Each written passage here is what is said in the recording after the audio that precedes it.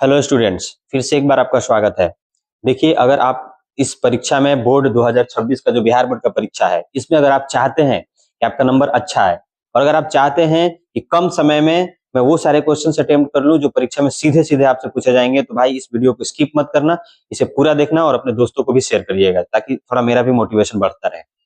अगर हम चैप्टर 7 की बात करें फिजिक्स का, तो ये बहुत इंपॉर्टेंट हो जाता है। इसको भी आपको अच्छे से करना है और इसके भी मैंने क्वेश्चंस को एक जगह इकट्ठा किया है। जैसे कि अल्टरनेटिंग करंट की बात करें तो ये आपके बिहार बोर्ड के लिए 12 से 15 मार्क्स का वेटेज रखता है। इससे खूब सारे सवाल बनते हैं। तो आइए डिस्कस करते हैं कि वो सारे क्वेश्चंस कैसे हैं जो आपको परीक्षा में सीधे-सीधे देखने को मिलेगा। तो ऑब्वियसली पहले क्वेश्चन की बात करें तो what is alternating current? Derive the expression for RMS value. बहुत important, RMS value, root mean square value का जो डेरिवेशन है उसको आपको देख करके जाना, ये बहुत इंपॉर्टेंट है। देखो कितनी बार इसको पूछा गया है और आगे भी आपके आने वाले परीक्षा में इसका क्वेश्चन को आने का संभावना बहुत ही ज्यादा है। नेक्स्ट अगर हम बात करें, derive the expression for current in an AC circuit containing only A register.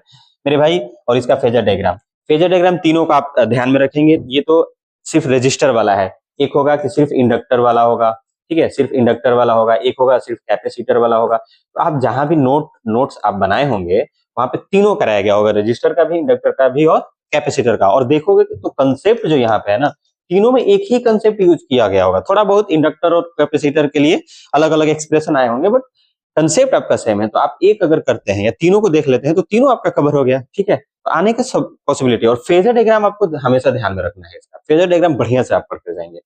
Next अगर बात करें तो देखिए ये क्वेश्चन भी आया है इंडक्टर वाला, ये भी आप कर सकते हैं, ये भी करेंगे।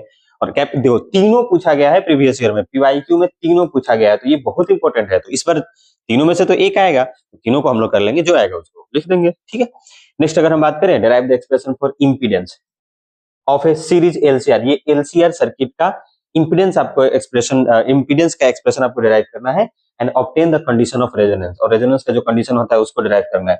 देखो भाई, इस अगर हम ये बात करें ना कि जितने भी क्वेश्चंस मैं करा रहा हूँ, इसमें भी जो सबसे ज्यादा जिसके आने का पॉसिबिलिटी है 100%, ये क्वेश्चन है। स्क्रीनशॉट ले लो, ये क्वेश्चन आपको परीक्षा में पूछा जाएगा, तो इसको आपको अच्छे से करना है, ठीक है। ये क्वेश्चन को छोड़ना ही नहीं है, इसको एकदम रट के जाना है। नेक्स्ट अगर हम बात करें, explain the phenomenon of resonance in an AC circuit statistics application. तो रेजोनेंस का जो कंडीशन होता है एसी सर्किट में, उसको भी आपको देखना है, बहुत ये भी इंपॉर्टेंट है। इसको भी स्टार डाल लीजिए, पांचवा और छठा दोनों बहुत इंपॉर्टेंट है।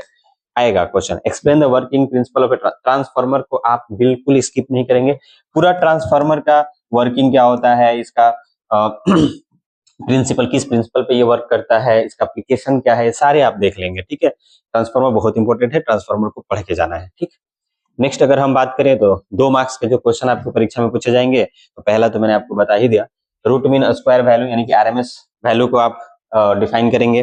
व्हाट इज इंपीडेंस, इंपीडेंस बहुत ज्यादा इंपॉर्टेंट हो जाते हैं, जिसको जेड से रिप्रेजेंट करते हैं, और ये एसआई यूनिट इसका भी आपको ध्यान में देखना है।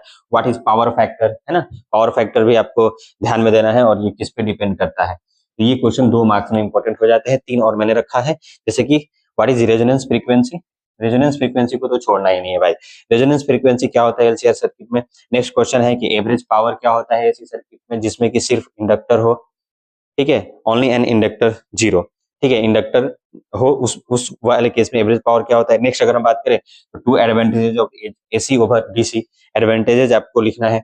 और अगर हम ये बात करें कि इस पूरे चैप्टर में अभी जो जितने दिन बचे हुए हैं उसमें किस टॉपिक पे आपको सबसे ज्यादा ध्यान देने हैं, कौन से ऐसे टॉपिक हैं जिनको अभी आपको करने हैं, वो सारे टॉपिक्स जो बचे हुए जो कुछ दिन है उसको आप बार बार रिवीजन करेंगे। वो हो गया कि एक आरएमएस वैल्यू आप याद कर लेंगे, एलसीआर एसी सर्किट्स का फेजर डायग्राम तीनों का, एल का अलग से, सी का अलग से और आर का अलग से, आप तीनों का अलग अलग करेंगे, और एक कंबाइंड वाला भी करेंगे। सीरीज एलसीआर सर्किट को करेंगे, इसका रेजोनेंस भी आप लिखेंगे, इंपीडेंस लिखेंगे, ट्रांसफार्मर आप पढ़ के जाएंगे, इसका प्रिंसिपल और इसका फॉर्मूला जो भी होता है, पावर फैक्टर आप पढ़ लेंगे। तो ये सारे ऐसे कुछ ऐसे एरियाज हैं, ऐसे टॉपिक्स हैं जहां से क्वेश्चन बार बार फंसते हैं, और देख सकते हो कि आप 12 से 15 मार्क्स का क्वेश्चन इससे हमेशा और हर साल पूछे जाते हैं। तो इस तरीके से आप करेंगे तो आप परीक्षा के लिए बिल्कुल तैयार हो जाएंगे, और आपका मार्क्स बिल्कुल ही ज्यादा आने वाला है, ठीक है। जितना आने वाला था उससे तो ज्यादा आएगा। तो आज के लिए इतना ही, नेक्स्ट वीडियो में हम बात करेंगे नेक्स्ट चैप्टर का। तब तक के लिए थैंक यू सो मच।